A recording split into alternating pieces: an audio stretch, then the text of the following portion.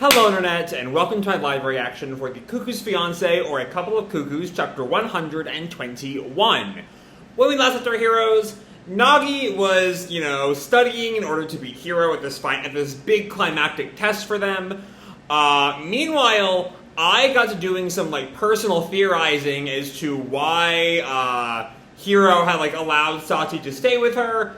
Turned out to be way off base, because Hiro is planning to both win and date Nagi, is not using Sachi as an excuse to explain her failure.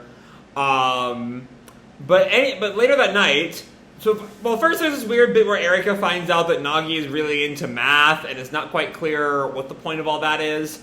But later that night, Ai deduces that Nagi has something he needs to say to Hiro, and Nagi runs off to go do that. We don't really get any idea what that might be. But with that said, let's dive right on into the 121st foul. After all, it's the same for me too.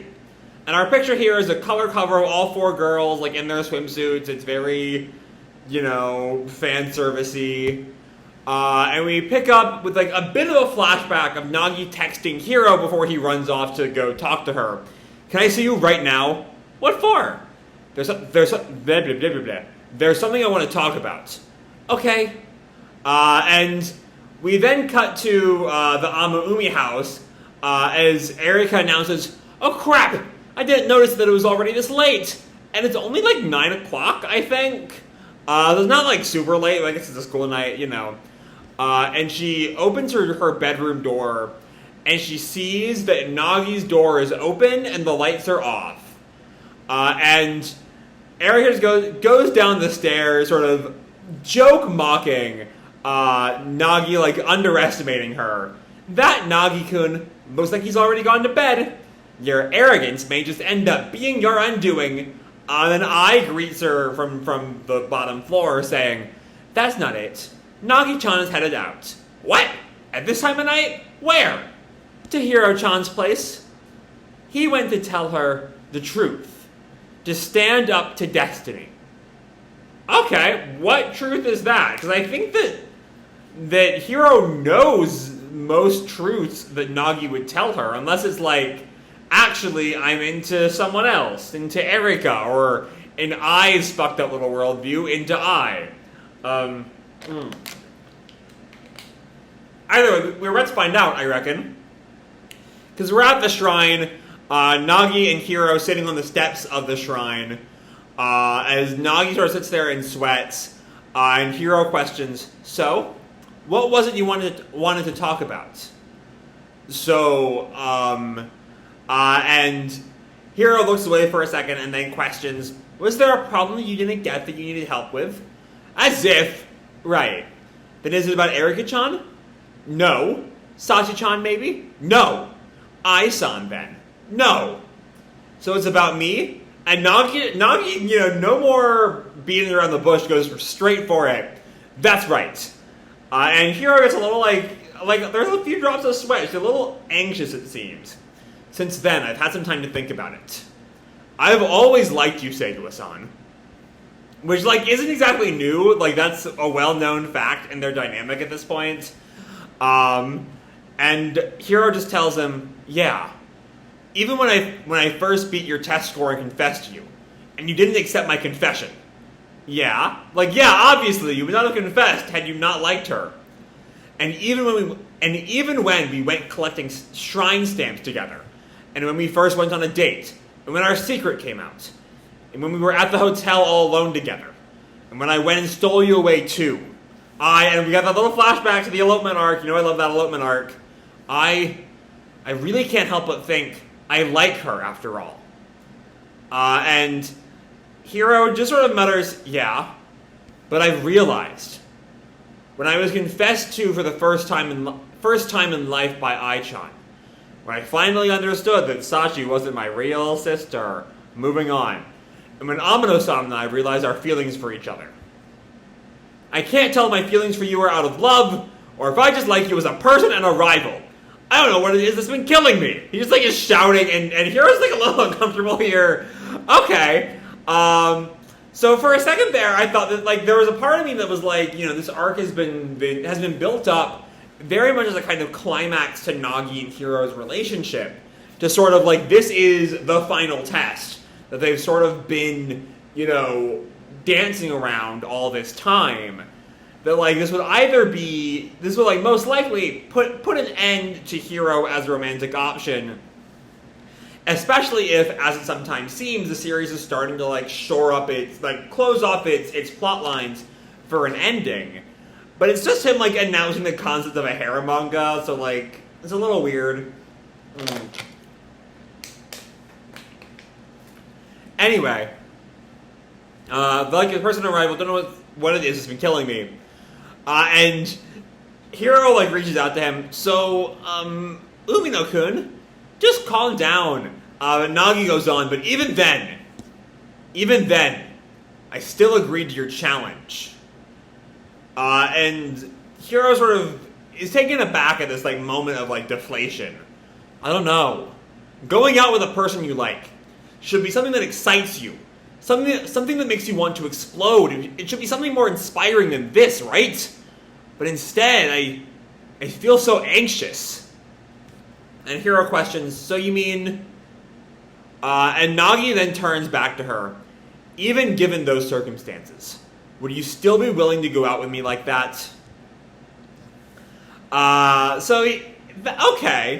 So what he's getting at here, I think, is that, like, even if he's not sure about his feelings for Hiro, he still wants to act on them. Like, he still wants to go out with her, even if he's not sure that's the right choice anymore, I guess. Anyway, but Hiro just laughs. I see. So you're confident that you can beat me, huh? Nagi bows. I apologize for having been so pathetic, for having said something so lame. But if I didn't tell you first, then I never get around to studying. And Hiro just jumped, like, that's a money shot right there. That hug, as Hiro just, like, wraps her arms around him. Stunning Nagi, huh? And Hiro, I think he's about to jump into our title line here. I get it. After all, it's the same for me too. Stunning Nagi. You both have fiancés, right? But going out and stuff, despite that, you very well know what that would be like. Of course it'd make you anxious. And you know what else? I just don't want you to be taken from me. So she's just laying it all on the line here. No more like beating around the bush. That is a definitive, like, statement that she likes him, that she is definitively into him. No more talking to Sachi or Erika about it. Him directly. I thought if I didn't confess now, then someone else might come and make you theirs.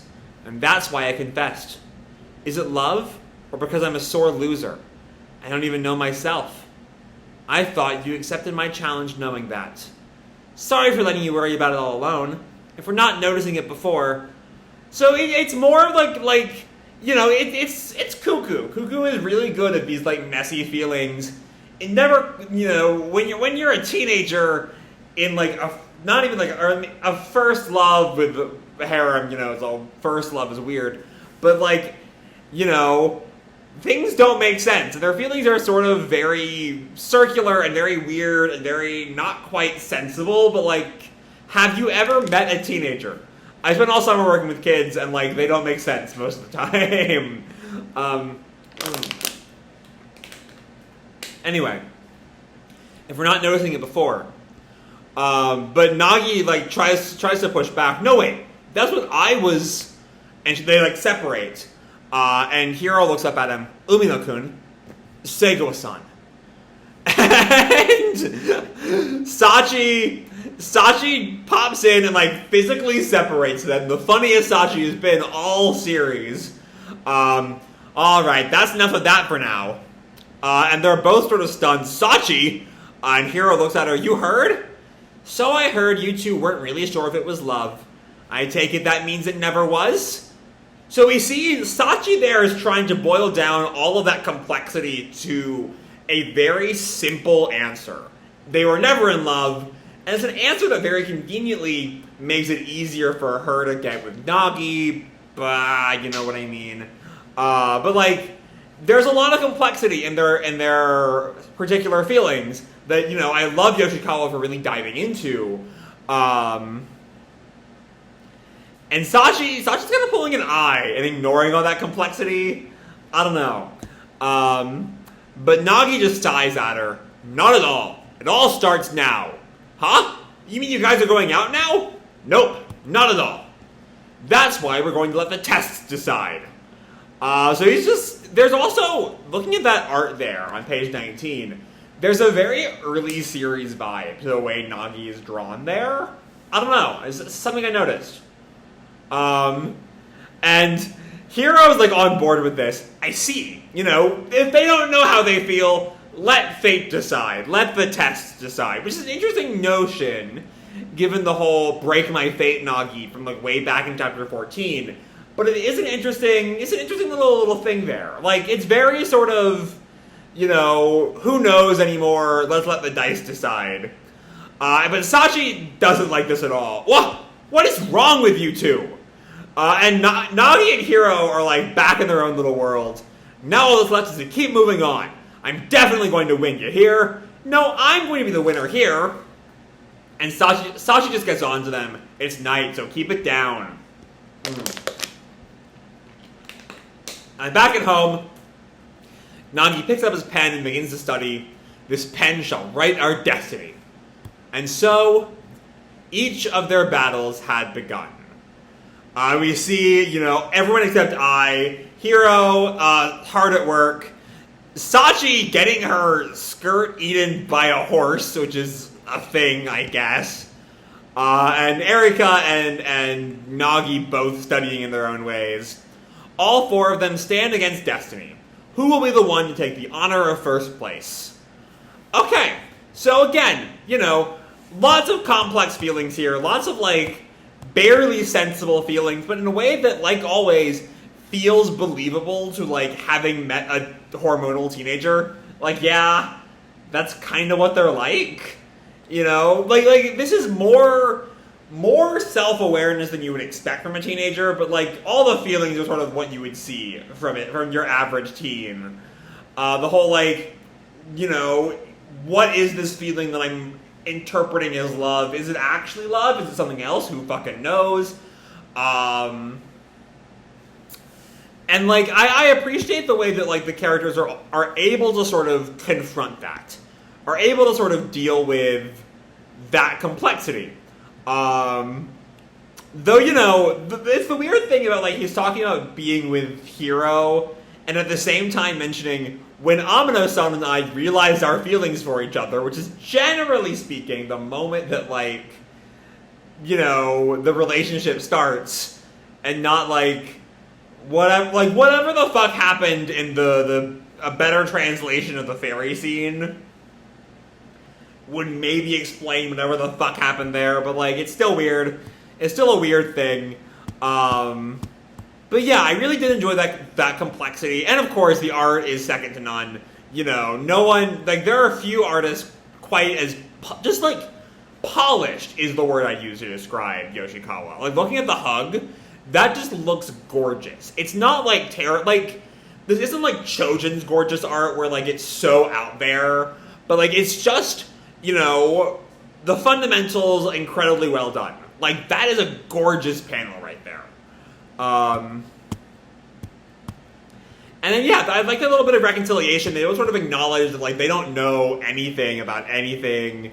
So they're just gonna let the test decide. Sachi's not big on it. Sachi just thinks this is really weird, but that's just who they are.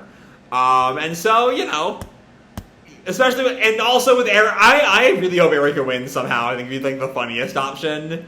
But all the three of them mainly are getting ready for this test day. I don't know if the next chapter will, like, jump into test day. That does sort of seem like what it's going for. Like the way this is set up, it feels like maybe next chapter, you know, all of the emotional stuff is done pre-test. It's time for them to take the test. And, you know, I want to see how it all goes out. How these, you know, confusing balls of hormones will deal with whatever the tasks give them. I think that'll be fun to see, and I can't wait to see how it all plays out. So with that said, I'm going to leave this video off here. Hope you'll enjoy the chapter and the video itself. If you did, feel free to drop me a like or subscribe, or, do whatever makes you happy, And as always, your life is your own, okay? Bye!